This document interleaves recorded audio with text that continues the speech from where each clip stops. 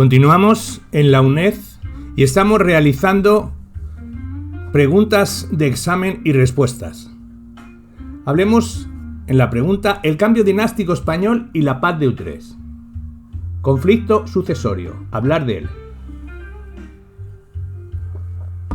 Desde el inicio del reinado y aún antes del último Austria español, en las Cortes Europeas se produce una toma de partido y una inclusión en la agenda política de la sucesión a la corona de la monarquía de España. Esta es ocasión de diversos pactos y alianzas, así como de una intensa actividad diplomática en la Corte de Madrid por parte de las potencias europeas, especialmente de la Francia de Luis XIV. Tras casi 2 siglos, la Casa de Austria cede su sitio a la de Borbón, en la monarquía española. Ya entronizado Felipe V, se origina el inevitable conflicto europeo a que da lugar el cambio profundo que tal desenlace ocasiona en los frágiles equilibrios de poder en la Europa del 700. Este cambio, aunque jurídica y dinásticamente legitimado, no fue aceptado pacíficamente por las potencias europeas, quienes vieron con temor la formación de un bloque hegemónico dirigido por la Francia de Luis XIV y acrecentado con los vastos territorios hispánicos. El inconformismo austriaco del temor holandés ante Francia y las ambiciones estratégicas inglesas hacía imposible una aceptación pacífica de la sucesión en los términos en que se produjo. Esta guerra podría presentarse en un doble escenario. Por una parte, tenemos el conflicto internacional, derivado del mismo, y que se sustanció principalmente en combates y en campañas en el norte de Europa y en la península italiana. Una segunda vertiente sería la meramente hispánica, que reviste, según una extendida corriente de opinión, todas las características de una guerra civil, y si bien aquella, la guerra europea, se salda favorablemente a las armas aliadas, esta, la exclusivamente española, o más propiamente ibérica, se vio resuelta con la victoria y la consolidación del poder de Felipe de Borbón en los reinos hispánicos peninsulares y de Indias. El escenario peninsular, la vertiente civil de la guerra, tiene unas connotaciones muy distintas a las que podemos observar en su faceta continental. Aquí desempeñó un papel muy importante el posicionamiento personal que los habitantes de los distintos reinos dieron y entendieron que debían tomar y temer ante los cambios políticos que se avecinaban. Otro caso es el carácter de inevitable del conflicto civil que se produce en clave estrictamente hispánica. Se han señalado somos como principales valedores de la causa borbónica a las clases medias y populares castellanas y muy especialmente al clero parroquial de Castilla, así como a sus principales dignatarios eclesiásticos. Enfrente, apoyando al archiduque Carlos, encontraríamos la alta nobleza castellana, a la Iglesia de los territorios de Aragón y en general a todo el pueblo de esta. Sin embargo, no debemos entender como uniforme este posicionamiento, ni las religiones rebeladas contra Felipe V se sublevaron en su totalidad, ni desde luego eran compartidas generalmente los sentimientos de afección o desafección por cada uno de los rivales. En cuanto a la guerra, diremos que declarada la misma tras una serie de desembarcos y operaciones navales, la situación avanza favorablemente al pretendiente austriaco, quien desembarca en Lisboa en 1704 para desde allí dirigir operaciones en la península. Su evolución, especialmente a partir de la toma de Barcelona por las fuerzas de la Gran Alianza en 1705, desemboca en la génesis del conflicto civil arriba señalado. La caída posterior de Valencia y la defección de Aragón tras el fracaso de Felipe V ante Barcelona sitúan a este en una situación muy complicada. Se divide así el territorio entre la mayor parte de los territorios de la antigua corona de Aragón, partidarios del archiduque, y el resto que permanece leal al nieto del rey Sol. El archiduque entra en Madrid en 1706, pero se ve obligado a evacuar la ciudad sin consolidar su dominio, en parte por la resistencia que al mismo se encuentran en castellanos y madrileños. Tras diversos episodios, las fuerzas enemigas se encuentran en Almansa, 1707, gran victoria borbónica, que significa la recuperación de Lérida, Aragón y el reino de Valencia. No fue, sin embargo, una victoria definitiva. Francia se encuentra exhausta por las derrotas de Oudenarde, Leith y Escocia, y las malas cosechas. El dominio inglés del mar y el desarrollo de las operaciones en Italia hacen que Luis XIV busque la paz a una costa de la pérdida del trono de su nieto. Este se resiste y tiene que hacer frente a una contraofensiva austriaca con refuerzos imperiales que lleva de nuevo a la pérdida de Aragón, tras las derrotas de Almenara y Zaragoza. La retirada de apoyos franceses coloca en una situación muy crítica al Borbón, quien, trasladado con su corte a Valladolid, ve perderse de nuevo Madrid. Sin embargo, apoyándose en la indudable lealtad castellana, vuelve a tomar la capital, entre la alegría y vítores de los madrileños. Su ejército alcanzará al enemigo en Brihuega y un día después, en Villaviciosa, en el año 1710, derrotándolo en 2 victorias que sí que resultaron determinadas para el fin del conflicto. Perdido Aragón, Tras dichas batallas, a don Carlos solo le quedaba Cataluña y además habían cambiado las implicaciones internacionales tras la elección del archiduque al trono imperial, 1711, que con otros factores coadyuvaron a la aventura de las conversaciones que darían lugar a Utrecht. Tras lo mismo, solo quedó acabar con la resistencia de Barcelona, 1714, y Mallorca, 1715, para dar por finalizada la guerra en España. Y en cuanto a la paz de Utrecht, diríamos que la serie de tratados de Utrecht-Rastatt que ponían final a la guerra consistían en una serie de tratados bilaterales entre las potencias beligerantes y que se pueden resumir en 4 líneas fundamentales. 1. Principio de separación de las coronas francesa y española, mediante una serie de renuncias de los miembros de la Casa de Borbón. 2. Compensación librada a Saboya y a los Habsburgo, bienes contra los dominios españoles en Italia y Flandes. Establecimiento de una serie de privilegios comerciales a favor de Inglaterra en Indias. Y 4. La consolidación de una barrera ampliada en los ahora Países Bajos austriacos. Otra pregunta de examen. Háblame de los decretos de nueva planta. Centralización y unificación del Estado. Durante el siglo XVIII se acentúa el proceso de centralización de las administraciones del Estado, con intervención más directa y eficaz en todo el territorio, y se suprimen los regímenes autonómicos. Del triunfo borbónico. Diremos que fue seguido de una radical remodelación del sistema político, como pacticismo de la Corona de Aragón, sustituido por el absolutismo de fuerte base militar. El ideal era la asimilación a la Corona de Castilla sin la menor diferencia. En 1707 quedaban abolidos los fueros de Valencia y Aragón. En 1715 quedaban abolidos los fueros de Mallorca.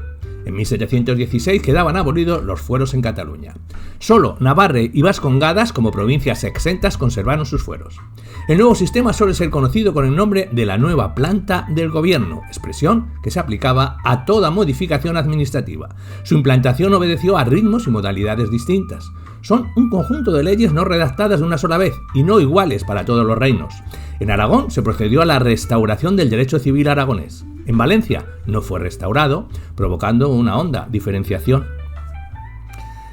De los decretos de nueva planta, en Valencia y Aragón hay que decir que la causa fue el régimen foral en opinión de consejeros franceses y castellanos que, tras la batalla de Almansa, en 1707, dio lugar a un durísimo decreto en donde fueron abolidos los fueros, legislación propia y sistema político. Su fundamento está en el derecho de conquista, el castigo de la rebelión y la nueva concepción absolutista. Las consecuencias. Podemos nombrar la uniformidad política, que gobernándose igualmente todos por las leyes de Castilla. Sin embargo, hubo modificaciones significativas, sobre todo en el sistema impositivo, para evitar defectos de Castilla. Otro punto, que se potenció el sistema militar. Se nombra representante del rey para imponer el nuevo régimen a Melchor de Macanaz, en 1707, junto con el ejército. En Valencia se crea la Audiencia para la Administración de Justicia, la mitad de los puestos ocupados por castellanos. Hay una creación de una chancillería en Valencia, dejándose de aplicar la tradicional ley valenciana y aplicándose el derecho público y civil de Castilla. Existe un programa de confiscaciones obteniendo ingresos por la corona con misión similar en Aragón, con la abolición del Consejo y de las Cortes, una transformación del derecho, sustitución de los funcionarios tradicionales por intendentes, cuya misión era recaudar impuestos y corregidores. Aragón se divide en distritos con un gobernador militar al frente y el gobierno municipal según las normas de Castilla. Podemos decir que las ciudades más importantes, gobernadas por regidores nombrados por la corona entre nobleza exclusivamente, diferenciándose de los castellanos en que su cargo no era propiedad ni vitalicio, y que en las ciudades más pequeñas los ciudadanos tenían derecho a nombrar regidores que eran confirmados por la audiencia. En cuanto a Mallorca, en el 1715 y Cataluña en el 1716, diremos que el decreto fue moderado, menos castellano, fue una experiencia traumática por su larga historia. De su implantación se ocupó José Patiño, a favor del absolutismo borbónico. El derecho público catalán fue sustituido por el castellano, aunque sobrevive el derecho civil y otras costumbres, pero no la lengua. Se prohíbe su uso y la obligatoriedad del castellano en actos públicos. El capitán general sustituía al antiguo virrey y el intendente pasó a controlar el sistema financiero o hacendístico. Se introdujeron innovaciones polémicas. Vamos a nombrarlas. Desaparecen las instituciones propias, la Generalitat, el Conseller de Seny. Hay un servicio militar obligatorio y sistema de levas en la España oriental que provocaron incidentes con la que el gobierno abandonó la idea. Hay una reforma fiscal con el objetivo fundamental de la nueva planta, que era conseguir una contribución adecuada en las regiones. Castilla no servía de modelo por el sistema impositivo complejo que favorecía las desigualdades. Se mantuvieron los viejos impuestos regionales y se introdujo uno nuevo, el catastro, que afecta a todos los ciudadanos por igual y se basa en la riqueza individual. En Aragón se impuso una contribución única, otra equivalente en Valencia y la talla en Mallorca. Hay un proyecto de imponer impuestos sobre los ingresos de los sectores privilegiados, que fue ideado, pero se dio marcha atrás debido a la fuerte oposición, y se crean los Mossos d'Esquadra, en Cataluña, primera fuerza de policía de la época en aquellos momentos, dependiente del capitán general y financiada por los pueblos donde estaban asentados. Siguiente pregunta. Hablar del balance del sistema de nueva planta. La corona de Aragón dejó de existir como reino separado de la monarquía española. Se consiguió un Estado fuerte, centralizado y unido, imponiéndose la autoridad real por encima de la ley, que tenía libertad para recaudar impuestos cuando lo considerara necesario. A nivel municipal se utiliza el modelo castellano, a nivel de cortes desaparecen de todas en cada reino su diputación y la reunión de estamentos, a nivel de los municipios aragoneses aparece la figura del regidor, así como la del corregidor, como representante de la autoridad real que se sitúa en la cabeza del gobierno municipal. Felipe V gobernó un estado unitario, integrando todas las regiones. La monarquía dejó de ser un conglomerado de diversos estados y la guerra de sucesión dio un nuevo impulso a la reforma. Con esto fue el fin de los privilegios en política fiscal de los estados orientales.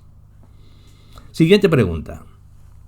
Hablar de las reformas de Felipe V en cuanto a política hacendística y militar.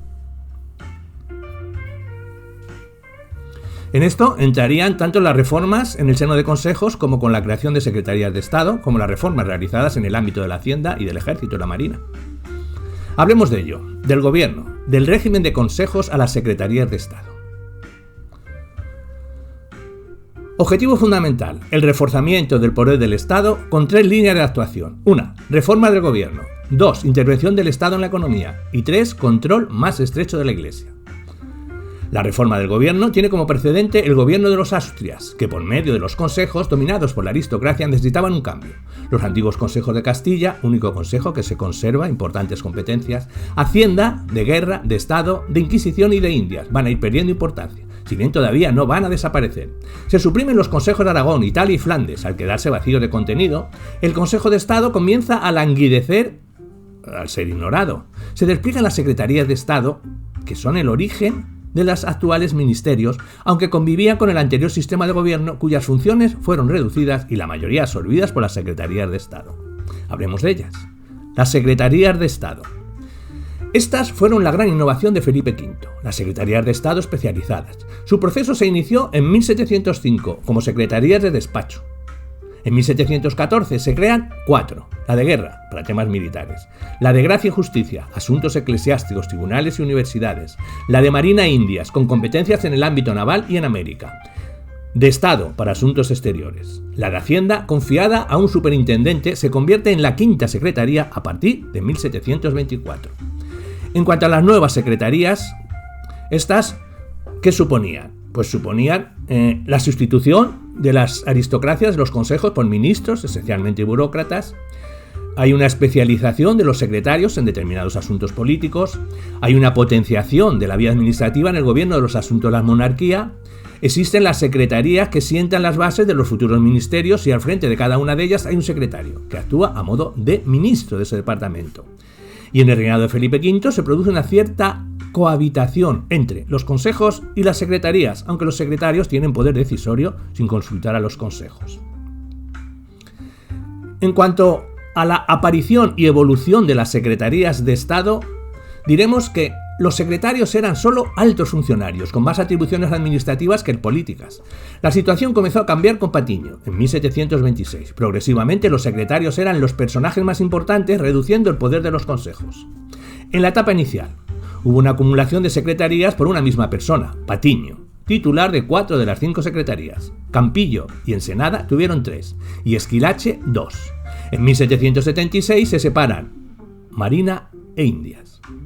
A medida que se acentuó la importancia de los secretarios, se convirtieron en un centro de clientelismo. Cada secretario tenía su equipo de funcionarios, llamados frecuentemente los covachuelistas, que trabajaban en covachas ministeriales, es decir, en los sótanos del Palacio Real.